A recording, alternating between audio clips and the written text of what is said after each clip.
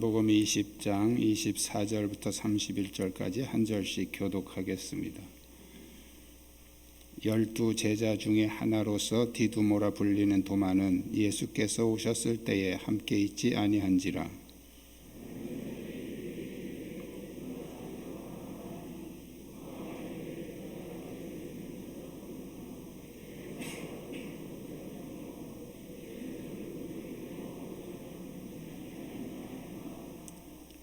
여드레를 지나서 제자들이 다시 집 안에 있을 때에 도마도 함께 있고 문들이 닫혔는데 예수께서 오사 가운데 서서 이르시되 너희에게 평강이 있을지어다 하시고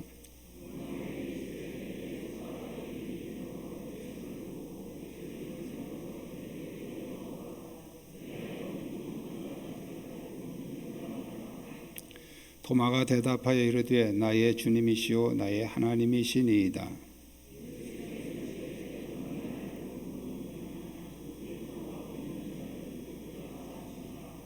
예수께서 제자들 앞에서 이 책에 기록되지 아니한 다른 표적도 많이 행하셨으나 오직 이것을 기록함은 너희로 예수께서 하나님의 아들 그리스도이심을 믿게 하려 함이요 또 너희로 믿고 그 이름을 힘입어 생명을 얻게 하려 함이니라. 아멘.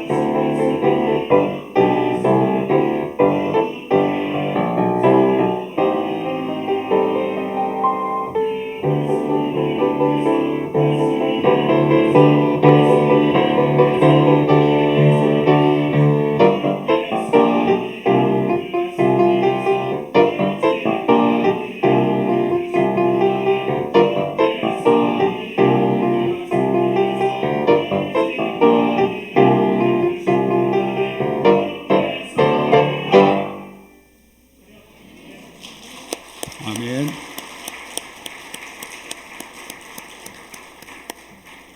감사합니다. 주위에 있는 분들과 서로 인사 나누시기 바랍니다.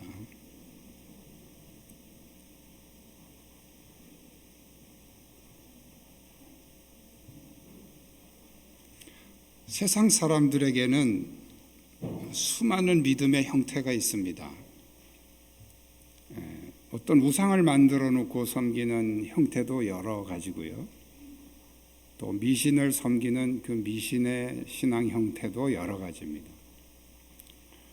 제가 어렸을 때 친척이 한 분이 저희 집에 와서 이렇게 잠을 자고 가신 적이 있는데 새벽에 이렇게 아직 컴컴할 때인데 중얼중얼거리는 소리가 계속 들려요. 그래서 뭔 소린가 하고 가만히 들어보니까 남묘호랭개교 이거를 하도 해가지고 얼마나 빨리 하는지 그 새벽 시간에 일어나서 나중에 보니까 이 남묘호랭개교라는 그 미신 신앙이죠. 일본에서 건너온 그런 미신인데 새벽마다 동쪽을 향해서 그렇게 남묘호랭개교를 반복해서 계속 주문처럼 외우면 자기가 원하는 소원이 이루어진다, 이런 그런 종교예요. 이분이 그 남묘호랭개교에 빠졌더라고요. 정말 다양합니다. 종류도 어마어마하게 많고요. 우리 성경에도 나오죠. 애굽 같은 그런 나라는 존재하는 모든 그런 동물들, 곤충들까지도 다 신으로 섬기는 그런 나라입니다. 우리가 출애굽기에 보면 하나님이 개구리 재앙, 이재앙, 또 파리 재앙, 이런 여러 가지 재앙들을 내리셨는데 그게 그 애굽 사람들이 숭배하는 그 곤충들입니다. 파리 모양을 만들어 놓고서 파리 신이여 우리에게 복을 주십시오, 이렇게. 그래서 하나님이 그걸 재앙을 내리신 거는 너희들이 믿는 이 파리 신이 얼마나 무가치하고 해로운 것인지 경험해라. 그래서 파리떼를 천국에 보내가지고 괴롭히고, 또 너희들이 믿는 이 개구리, 너희가 신이라고 믿는 이 개구리가 얼마나 이게 안 좋은 거고 무가치한 것인지를 경험해라. 그래서 하나님이 그 개구리 떼를 천국에 이렇게 보내서 애굽 사람들을 막 괴롭히게 하신 거예요. 그럼 이제 그들은 개구리 신이 우리에게 뭔가 이렇게 복을 줄 거라고 믿고 있었는데 그 개구리들에게 막 계속 공격을 당하고 괴롭힘을 받으면서 이제 이 개구리가 이런 거구나, 이렇게 느끼게 하신 거죠. 그런데 예수님을 믿는 똑같은 그리스도인들 중에서도 많은 믿음의 형태가 있습니다. 사람마다 다 이렇게 달라요. 그렇지만 우리가 크게 나누면 성경에는 두 가지 형태로 우리에게 말씀하고 있습니다. 특히 예수님은 여러 가지 비유로 알곡과 쭉정이, 그 다음에 곡식과 가라지, 양과 염소, 이런 비유들은 믿는 사람과 안 믿는 사람을 얘기한 게 아니고 교회 안에 있는 두 가지 형태예요. 교회 안에 있는 두 가지 형태의 그 신앙, 진짜 신앙과 가짜 신앙을 이렇게 비유로 말씀한 거죠. 오늘 본문에서는 예수님이 29절에 너는 나를 본고로 믿느냐, 보지 못하고 믿는 자들은 복되도다 그랬어요. 우리에게 정말 복된 믿음이 뭐냐? 우리가 보지 않고도 믿을 수 있는 그 믿음이 복된 믿음이다. 그래서 오늘 복된 믿음이 어떤 사람에게 그런 복된 믿음이 주어지는지 우리가 같이 생각해보고 깨닫는 시간 되기를 주님의 이름으로 축복합니다. 우리 한번 따라 하시겠습니다. 은혜의 자리에 빠지지 맙시다. 자, 예수님의 부활하셨다는 사실을 여러분 믿어지십니까? 네, 믿음이 대단히 좋으신 거예요. 초대교회에 이 예수님의 제자들에게 예수님이 십자가에 달리신 현장을 똑똑히 본 그 제자들에게 예수님이 살아나셨다, 이 얘기는 믿을 수 없는 사실입니다. 어떻게 보면 믿는 게 비정상이에요. 성경을 자세히 보면 이 부활하신 예수님을 직접 만나지 않고 믿은 제자들이 아무도 없었어요. 마가복음 16장 10절에 보면 마리아가 가서 예수와 함께 하던 사람들이 슬퍼하며 울고 있는 중에 이 일을 알림해, 예수님 부활하신 거 알렸다는 거죠. 그들은 예수께서 살아나셨다는 것과 마리아에게 보이셨다는 것을 듣고도 믿지 아니하니라. 듣고도 믿지 아니하니라. 마가복음 16장 13절에 보면 두 사람이 가서 남은 제자들에게 알리었으되 역시 믿지 아니하니라. 듣고도 안 믿고 또 얘기하는데 또 역시 또 안 믿었다. 누가복음 24장 11절에 9절 11절에 보면 무덤에서 돌아가 이 모든 것을 11 사도와 다른 모든 이에게 알리니, 이제 예수님 부활하신 걸 알린 거예요. 사도들은 그들의 말이 허탄한 듯이 들려 믿지 아니하니. 허탄한 듯이 들려, 이 말은 뭐냐면 헛소리, 헛것을 봤다 이렇게 생각한 거예요. 예수님이 부활하셨다, 우리가 만났다 이러니까 헛것을 봤구나, 이제는 헛소리까지 하는구나 이렇게 생각을 해서 안 믿었다는 거예요. 자, 모든 제자들이 다 주님의 부활을 안 믿었어요. 의심했어요. 그런데 왜 도마만 의심 많은 제자라는 그런 그 별명이 붙었을까요? 우리 그 교회를 좀 오래 다니신 분들은 다 아시죠? 그 복음성가에도 있어요. 의심 많은 도마처럼 물었네. 의심 많은 도마. 그래서 우리는 도마가 의심이 아주 특별히 의심이 많은 사람이라고 이렇게 생각을 하지만 성경을 자세히 보면 모든 제자들이 다 안 믿었어요. 도마만 안 믿은 게 아니에요. 다 믿음이 좋은데 도마만 의심이 많은 게 아니에요. 다 의심했어요. 다 믿음이 안 좋았어요. 그런데 왜 도마는 그렇게 특별히 의심이 많은 것처럼 그런 낙인이 찍혔느냐 하면 24절에 그 답이 나옵니다. 24절에 12제자 중에 하나로서 디두모라 불리는 도마는 예수께서 오셨을 때에 함께 있지 아니한지라. 이게 도마의 문제예요. 남들 다 있는 자리에 없었다는 거죠.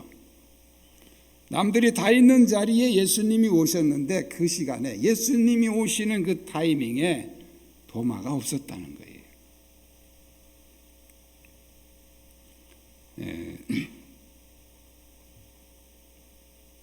그날은 어떤 날이었습니까? 안식 후 첫날이었죠. 예수님이 부활하신 날이었고요. 오늘날로 말하면 주일입니다. 주일. 요일로 하면은 일요일이고요.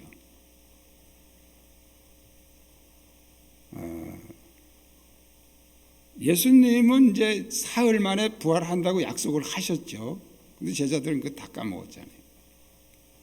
그리고 그냥 모여 있는데 그날 예수님이 부활하셨고 그 제자들이 모인 자리에 예수님이 오신 거예요. 그런데 그때 도마는 없었다는 거예요. 무슨 바쁜 일이 있었는지, 누굴 만나러 갔는지 이유는 알 수 없지만 도마가 그 자리에 없었다는 겁니다. 자, 우리가 은혜의 자리에 빠지는 사람은 그런 복된 믿음을 가질 수가 없습니다.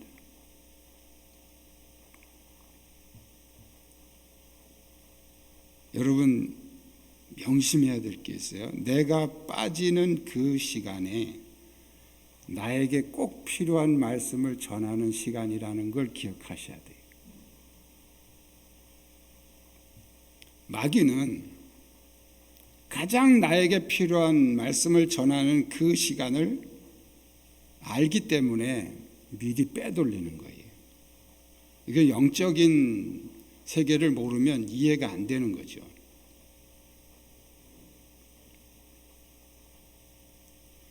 여러분이 가장 오기 싫은 날이 있어요. 다 경험하셨죠? 유독 교회가 가기 싫어. 별 이유도 없는데 가기 싫어. 이럴 때 누가 전화 한번 안 해주나? 그럼 그때 전화가 옵니다. 오늘 만나자. 그게 마귀의 소리예요. 마귀의 유혹이죠. 정말 가기 싫을 때, 정말 못 올 일이 발생했을 때 여러분이 그 일을 뿌리치고 그날 나오시면 하나님을 만납니다. 이런 영적인 원리를 사람들이 잘 몰라요.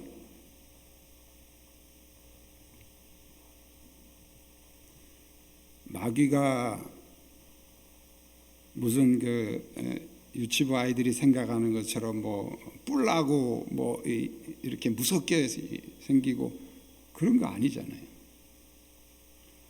가장 합리적인 방법으로 가장 달콤한 미소로 정말 정당한 이유를 만들어서 우리를 빼돌리는 게 사탄의 고도의 전략이에요.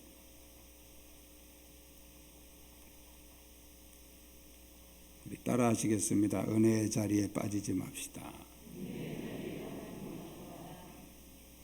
제가 목회를 하면서 보면 때로는 이제 설교도 하지만 또 때로는 어떤 중요한 거를 이제 광고 시간 통해서 또 강조할 때도 있잖아요. 근데 어떤 때는 좀 미안할 때가 있어요. 꼭 들어야 될 사람은 그날 빠졌어요. 대부분의 분들은 안 들어도 되는데 제가 강조를 하니까 미안하단 말이에요.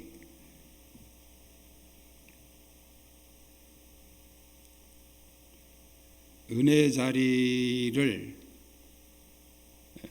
여러분들은 무조건 길을 쓰고 참석하셔야 됩니다. 그래야 예수님이 말씀하신 그 복된 믿음을 가질 수가 있어요. 제자들이 다 의심했잖아요. 다 의심했는데 예수님이 다른 제자들 보고는 책망을 안 하셨어요. 근데 도마에게는 책망을 하셨어요. 두 번째는 따라하겠습니다. 자기 생각의 틀을 버립시다. 사람들은 이렇게 성장하면서 자기가 배운 지식이나 또는 어떤 경험한 것을 통해서 어떤 생각의 틀이 만들어집니다. 습관 같은 거죠. 특히 이렇게 경험한 것은 우리 그 의식 속에 깊이 박혀요. 그래서 그게 자기 어떤 생각의 기준이 됩니다. 그래서 그 생각의 틀은 어떤 일을 판단하거나 또 선택할 때 또 인정할 때 그런 기준이 됩니다. 사람마다 약간씩 다르죠. 도마의 문제는 뭐냐면 자기가 경험한 것 외에는 믿지 않겠다는 그 생각의 틀을 그는 가지고 있었어요. 25절에 보면요. 내가 그의 손의 못자국을 보며 내 손가락을 그 못자국에 넣으며 내 손을 그 옆구리에 넣어보지 않고는 믿지 아니하겠노라. 내가 경험하지 않고는 믿을 수가 없어. 내가 직접 만져보지 않고는 믿을 수가 없어. 제자들이 지금 한두 명이 얘기하는 게 아니잖아요. 근데 도마는 끝까지 나는 못 믿겠어. 내가 직접 경험해봐야 돼. 내가 만져봐야 돼. 이런 사람을 이제 경험주의자라고 그러는데, 경험주의자. 자기가 경험한 것만 믿겠다는 거죠. 이런 사람은 장점이 있어요. 경험한 것에 대해서는 확실하게 인정합니다. 그런데 뭐가 문제입니까? 그 틀에 갇혀서 다른 사람이 경험한 건 인정 안 한단 말이에요. 내가 경험한 것만 인정한단 말이죠. 그래서 다른 사람의 말을 믿지 않고 인정하지 않으려고 합니다. 이 제자들이 지금 도마에게 예수님 부활하신 거 봤다라는 얘기는 다른 제자들이 다 경험한 거예요. 다 경험한 걸 얘기하는 거예요. 왜냐하면 다른 제자들도 안 믿었으니까요. 경험한 걸 얘기하는데도 도마는 못 믿겠다. 내가 직접 만져보고 확인해보고 내가 경험해야 믿겠다라고 주장을 한 거죠.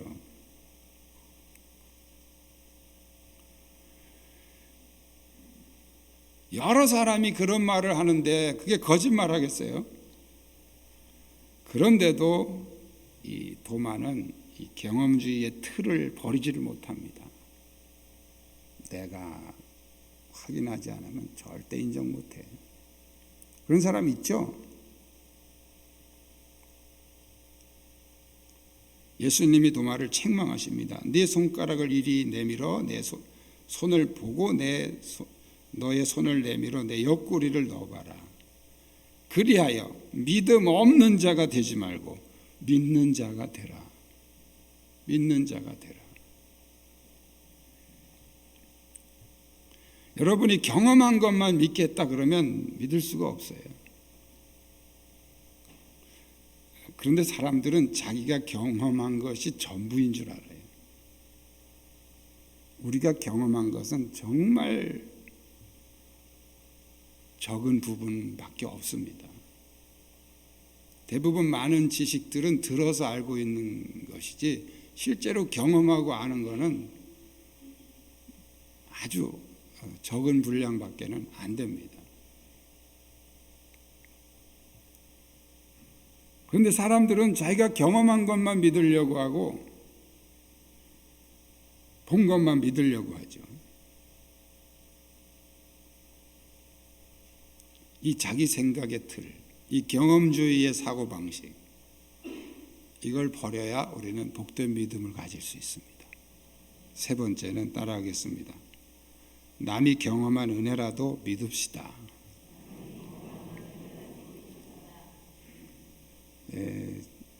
혹시 여러분 들으셨습니까? 어떤 분이 그런 집회에 참석했다가 아말감이 금리빨로 변했다. 그런 얘기 들어보셨어요? 아직도 순진하시구나. 한참 한 90년대, 2000년 초에 그때 전국적으로 막 한참 그런 얘기들 많이 돌아다녔는데 아말감이 금리빨로 변했다. 몇 년 전에 그 영성운동하는 친구 목사가 카톡이 왔어요. 간증을 저한테 이제 보낸 거예요. 자기들 그 같이 활동하는 4명의 목사님들이 그 추풍령의 이제 양문봉이라는 그 산에 이제 기도하러 올라가는데 그날 감기 몸살이 와서 너무 힘들었대요. 그래서 계속 이제 힘들어도 약속한 거니까 기도를 하면서 올라가는데 아직도 한 10분 이상을 더 올라가야 그 정상을 올라가는 그런 가파른 언덕길에서 순식간에 자기들이 이동을 해서 그 산 꼭대기에 와 있더라는 거예요. 자기들도 너무 놀래가지고 성령님이 이렇게 하셨구나. 저한테 이제 간증을 보낸 거예요. 여러분 믿어지십니까? 무슨 마술도 아니고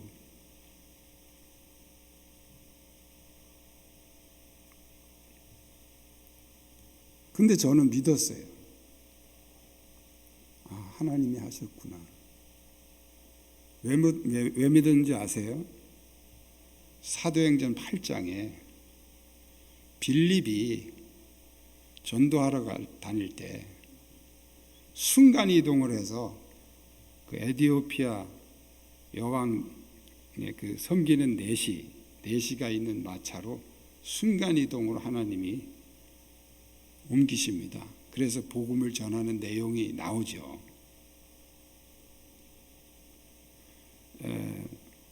구약에도 이렇게 그 에녹도 그렇고 이제 엘리야도 이렇게 회오리 바람 타고 하늘로 올라가는 얘기도 나오잖아요. 그건 이제 구약이고 신약 성경에도 사도행전에 순간 이동하는 내용이 나와요. 성경에는 그렇지만 지금 우리들이 사는 이 말세에 그런 일이 일어날 수가 있느냐? 그거는 믿을 수가 없다. 이렇게 생각한다 그러면 성경도 잘 못 믿는 거예요. 그렇다고 여러분이 등산하다 힘들면 하나님 순간 옮겨주세요 이런 기도는 할 필요가 없어요.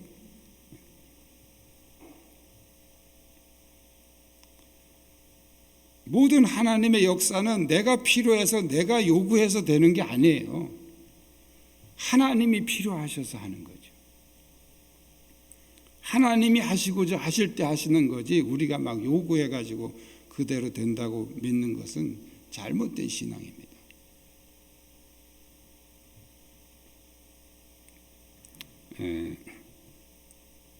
하나님이 우리에게 은혜를 주시는데 아주 다양한 은혜를 주셔요. 사람마다 다 다르게 주신다고요. 자기 경험만 확실하고 자기 경험만 옳다고 생각하는 것은 오만입니다. 또 우리가 남이 경험한 거를 따라하려고 할 필요도 없어요. 나도 좀 그렇게 해달라고 할 필요도 없어요. 또 내가 경험한 게 최고다 이렇게 주장할 필요도 없어요. 그냥 나에게 필요해서 하나님은 나에게 그런 은혜를 주셨을 뿐이고, 그 사람에게는 그런 은혜가 필요해서 하나님이 그런 경험을 주셨을 뿐이에요. 이걸 우리가 받아들이면 됩니다. 우리가 아무리 좋은 은혜라도 그것을 만약에 모든 사람에게 획일화시키고 동일시해버리면 그때부터 그것은 사탄의 도구가 됩니다. 기독교 역사에서 대표적인 게 뭐냐면 사제들의 결혼 못하게 만든 제도죠. 천주교 신부들 결혼 못하잖아요. 사도 바울이 결혼 안 했죠. 그건 하나님의 특별한 은사로 그런 거예요. 그러니까 사도 바울이 결혼 안 했으니까 나도 결혼 안 한다, 이렇게 따라가면 안 된다는 거죠. 그런데 이것을 천주교에서는 제도화를 시켜버렸어요. 제도화. 이 특별한 은사를 하나님이 사도 바울에게만 필요해서 주신 은사인데 그거를 다 사제들에게 제도화를 시켜버리니까 그건 사탄의 도구가 되는 거예요. 그걸로 인해서 일어나는 부작용들이 얼마나 많습니까?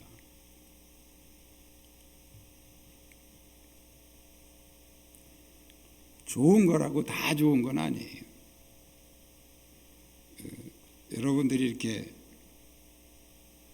누가 이렇게 뭘 먹었는데 당뇨에 좋다더라, 고혈압에 좋다더라, 이런 얘기 많이 들으시죠? 그럼 또 금방 따라서 하잖아요. 그런데 다 좋다는데 나한테는 별로 안 좋아. 그런 게 많아요. 왜 그런? 사람마다 다 다르기 때문에 그렇죠.